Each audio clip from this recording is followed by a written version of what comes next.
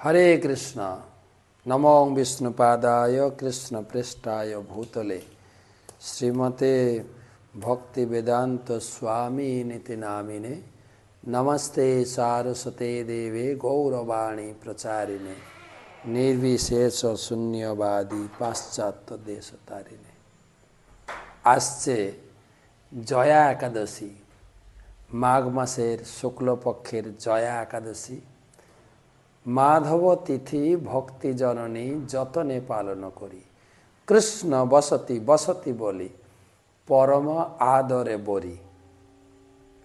এই একাদশী তিথি ভগবানের খুবই প্রিয়। মাধব তিথি ভক্তি জননী যত্নের সহিত একাদশী ব্রত পালন। শুক্লপক্ষের মাঘ মাসের শুক্লপক্ষের একাদশী তিথি জয়া, এই একাদশীর নাম জয়া একাদশী। এই একাদশী পালন করলে জয় আপনার হবেই, জয় হবেই। আর তাছাড়া মাঘ মাসের কত তিথি, সরস্বতী পূজা গেল, তারপরে অদ্বৈত সপ্তমী, তারপরে একাদশী, একাদশীর পর দিন দ্বাদশীতে বরাহ দ্বাদশী, বরাহ দেবের আবির্ভাব, তারপরের দিন নিত্যানন্দ ত্রয়োদশী, নিত্যানন্দ প্রভুর আবির্ভাব। একটার পর চলছে অনুষ্ঠান। আর মাঘ মাসের মূল ব্রত হচ্ছে স্নান। বছরের 12টা মাসের 3টা মাস খুবই প্রসিদ্ধ, গুরুত্বপূর্ণ।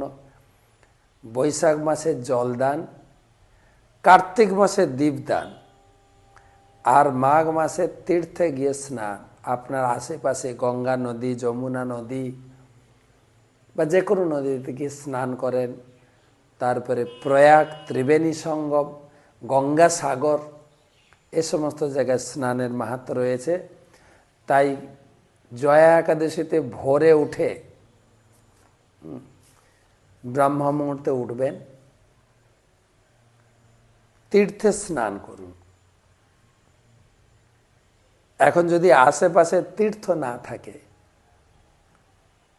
আমার গুরুদেবের নির্দেশ অনুসারে আপনি যদি শাওয়ারে স্নান করেন অথবা বালতিতে জল নিয়ে মগে স্নান করেন, 3 বার গঙ্গা গঙ্গা গঙ্গা উচ্চারণ করে মাথায় জল।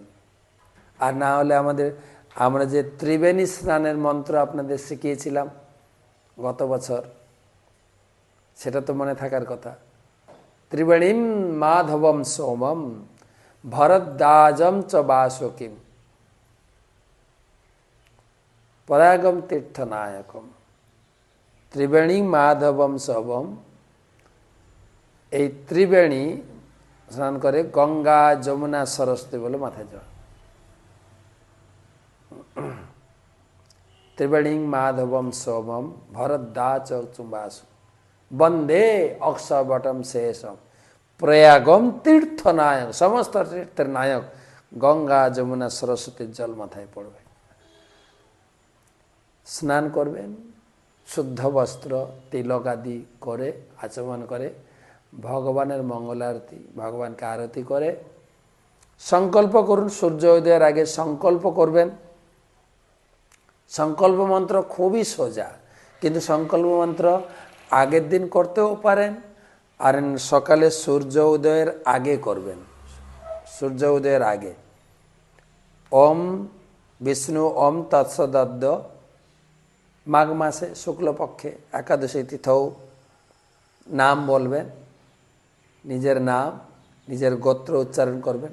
শ্রীকৃষ্ণ প্রীতিকাম একাদশী ব্রতম অহম করিষ্যে অম তদ্বিষ্ণু পরমং পদম সদা পশ্যন্তি দিবীব চক্ষুরা ততম তদ্বিপ্রাস বিপন্যাব জাগ্রীবংশ সবিন্দতে বিষ্ণুর্যৎ পরমং পদম। হরে কৃষ্ণ কৃষ্ণ কৃষ্ণ হরে হরে, হরে রাম রাম রাম হরে। এভাবে সংকল্প করলেন। এবারে আপনি বেশি করে নাম গ্রহণ করবেন। যারা দীক্ষিত 16 নাম জপ করেন, একটু বেশি করে। আমরা দীক্ষার সময় গুরুদেবের কাছে আদেশ প্রাপ্ত হয়েছে আজকের দিনে, মানে একাদশীর দিনে 25 মালা জপ করতে হবে। তারপরে গীতা ভাগবতম অধ্যয়ন। পারতপক্ষে আপনি নির্জলা করতে পারেন, যেটা আমরা কাহিনী শুনব, যেখানে যে মাল্যবান এবং গান্ধর্বী তারা কিভাবে তাদের অজ্ঞাতসারে নির্জলা একাদশী হয়েছিল এবং তার পরের দিন তারা কিভাবে তাদের জীবনে জয় লাভ করেছিলেন, সেটা আমরা দেখে নেব। নির্জলা করতে পারে, নালে সজলা পানীয় কিছু দুধ বা শরবত খেয়ে কাটাতে পারেন, অথবা অনুকল্প প্রসাদ, ফল মূল এবং কিছু কিছু নির্বাচিত সবজি, কফি, ফুলকপি, এঁচড়, আলু, বাদাম, কাঁচকলা, পেঁপে, এগুলো দিয়ে কিছু হালকা সবজি বানিয়ে পেতে পারেন। আর মেন হচ্ছে নাম গ্রহণ, ইন্দ্রিয় সংযম, ক্রোধ সংযম। সেই দিন বেশি কারোর সঙ্গে উচ্চবাচ্য কথা বা কথা কাটাকাটি বা তর্কে জড়িয়ে নেওয়া যাওয়া, ক্রোধ যাতে না আসে, নিজেকে সংযত থাকতে হবে। এইভাবে কৃষ্ণ নাম প্রচার, কৃষ্ণ গ্রন্থ প্রচার, দান করুন। মাঘ মাসে স্নান আর দান, দান করুন আপনার সাধ্যমতো। পাশাপাশি কোনো মঠ মন্দিরে বৈষ্ণব সেবার দান, আর সব কিছু দানের মধ্যে গীতা দান, জ্ঞান দান শ্রেষ্ঠ, ভগবান তাতে খুব খুশি হন। দান করুন। আর সম্ভব হলে রাত্রি জাগরণ করুন, সারা রাত নাম জপ করবেন, আনন্দে কেটে যাবে। আর পরের দিন সকালে উঠে পারণের সময় দেখে, পারণের সময় দেখে পারণ করবেন।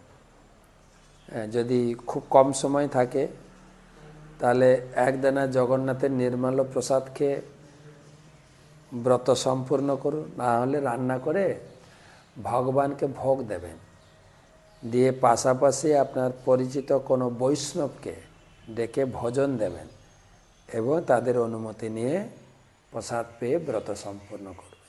আর যদি পাশাপাশি বৈষ্ণব না থাকে, যেটা বলেছি, আশেপাশে মন্দির বা আপনার পরিচিত মন্দিরে কিছু বৈষ্ণব সেবা, ভগবানের সেবানের জন্য অর্থ দিয়ে দিন। এইভাবে ব্রত করবেন। এখন এই জয়া একাদশীর মাহাত্ম্য, একাদশীর মাহাত্ম্যে কী বলা হয়েছে এটা শুনবো। এটা হচ্ছে ভবিষ্যত্তর পুরাণে যুধিষ্ঠির এবং কৃষ্ণ সংবাদে।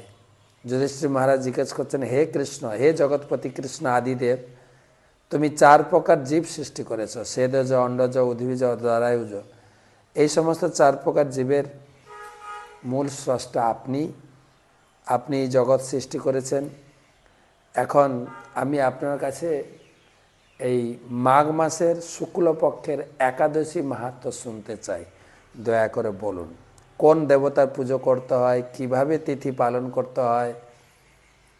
ভগবান কৃষ্ণ বলছেন, হে রাজেন্দ্র, মাঘ মাসের শুক্লপক্ষের একাদশীর নাম হচ্ছে পাপ হরণকারিণী জয়া একাদশী। এই একাদশী ব্রত পালনকারীকে জয় এনে দেয়, প্রেতজনি প্রাপ্ত হতে হয় না, পাপ হরণ, মোক্ষ ফলদান বিষয়ে এই ব্রতের মতো আর শ্রেষ্ঠ ব্রত দ্বিতীয় আর নাই। পদ্মপুরাণে বর্ণিত এক কাহিনী আপনাকে বলবো। স্বর্গলোকে ইন্দ্রের রাজত্বে দেবতাগণ সুখে বাস করেছিলেন। নন্দনকাননে প্রস্ফুটিত পারিজাত পুষ্পের আমোদিতে অমৃত পানকারী অপ্সরাদের বিহারে ইন্দ্র খুব সুখেই ছিলেন। একবার ইন্দ্র বহুত প্রসন্ন হয়ে 50 কোটি নায়িকাদের এক নৃত্য উৎসব করাচ্ছিলেন স্বর্গে। সেখানে পুষ্পবন্ত নামক এক গন্ধর্ব গায়ক ছিলেন। চিত্রসেব নামক গন্ধর্ব তার কন্যা ও স্ত্রী মালিনী সমব্যবহারে তথায় উপস্থিত ছিলেন। এবং মালিনীর এক পুত্র ছিল মাল্যবান। পুষ্পবতী নামে এক গন্ধর্বী গন্ধর্ব মাল্যবানের উপরে মোহিত হয়ে পড়ে। এক গন্ধর্বী, তার নাম হচ্ছে পুষ্পবতী আর মাল্যবান, তারাও সেই স্টেজে গান করছিলেন, কিন্তু একে অপরের প্রতি আকৃষ্ট হয়ে যায়। একে অপরের রূপলাবণ্যে আকৃষ্ট হয়ে তারা যে তালে তালে গান ধরছিলেন, গানের ক্রম ভঙ্গ হচ্ছিল। তো ইন্দ্র বুঝতে পেরেছেন, বলে এটা আমাকে অপমান নয়, এত বড় সভায় তোমরা স্টেজে এইসব করছো, আমি অভিশাপ দিচ্ছি, তোমরা এই স্বর্গ থেকে মর্তলোকে পিশাচত্ব লাভ করো, পিশাচ হয়ে যাও, স্ত্রী পুরুষ পিশাচ স্বরূপ প্রাপ্ত হয়ে এই মর্তলোকে তাদের দুঃখ কষ্টের জীবন অতিবাহিত করতে লাগলো। খুব দুঃখ কষ্ট, সেই পর্বতে জঙ্গলে ঘুরতে ঘুরতে তারা একদিন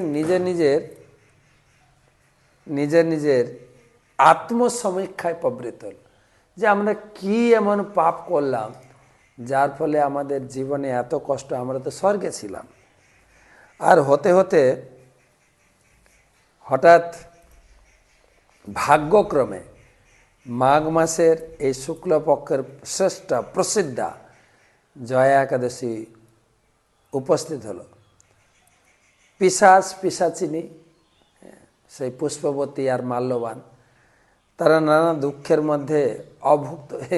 ওই দিনটা এই নিজেদের আত্মগ্লানি আত্মজ্ঞানী চিন্তা করতে করতে তাদের সারাদিন অতিবাহিত হয়ে গেছে, চোখের জল ফেলতে ফেলতে, খাওয়া দাওয়া হয়নি, সূর্য অস্তাচলে চলে গেল, সারা রাত ক্ষুধা তৃষ্ণায় ঘুম হলো, শীতের ঠান্ডায় কাঁপতে কাঁপতে রাত্রে ঘুমও হয়নি। নির্জলা একাদশী হয়ে গেল আর তাদের রাত্রি জাগরণ হয়ে গেল।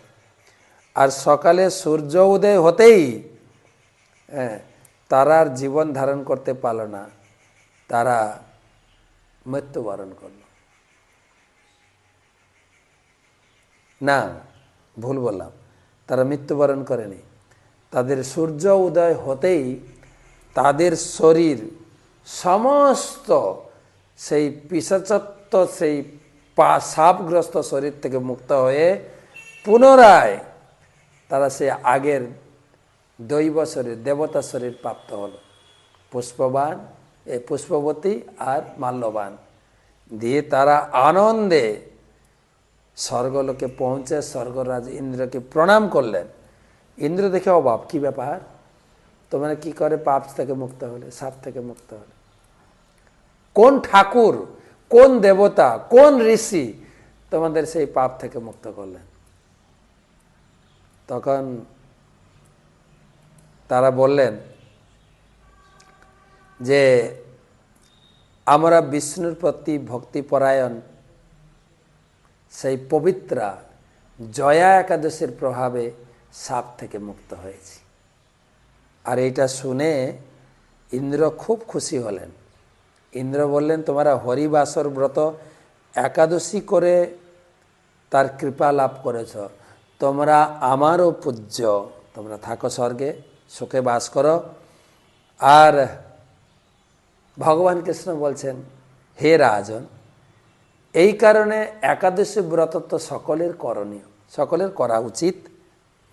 যে একাদশী ব্রত প্রভাব, বিশেষ করে এই জয়া একাদশী সমস্ত প্রকার পাপ, ব্রহ্মহত্যা পাপ সমস্ত প্রকার কলুষমুক্ত করে, এবং এই ব্রত পালনের আনুষঙ্গিক ফল, এটা তো ভগবত ধামে ফিরে যাব, আনুষঙ্গিক ফল হচ্ছে দান, যজ্ঞ, তীর্থস্থানাদি সম্পূর্ণ হয়ে যায়। এই ব্রত পালন করলে তীর্থে স্নান, যজ্ঞ সবার ফল লাভ করবে। শ্রদ্ধা ও ভক্তি সহকারে এই অনুষ্ঠান পালন করলে শতকল্প বৈকুণ্ঠ বাস হয়। আর এই মাহাত্ম্য যিনি শ্রবণ করবেন, এই তিথির মাহাত্ম্য পঠন আর শ্রবণে অগ্নিষ্ঠব যজ্ঞের ফল লাভ হয়। তো ভালোভাবে করুন, আগের দিন থেকে প্রস্তুত থাকেন, যারা নিয়মিত একাদশী করেন তারা তো করছেনই, করবেন। আপনাদের উৎসাহ অনুপ্রেরণায় আমি একাদশী মাহাত্ম্য বললাম। আর যারা করেন না, শুনে মাঘ মাসের খুব একটা অসুবিধা হবে না, পারলে আগের দিন একটু নিরামিষ খান, আর দ্বাদশী তো নিরামিষ খাবেন, মাঝখানে একাদশী, 3 দিন বহুত পুণ্য লাভ করবেন এবং জীবনের অপ্রাপ্ত কিছু প্রাপ্ত হয়ে যাবেন, যার তুলনা করা যাবে না। জয়া একাদশী তিথি কি। ধন্যবাদ।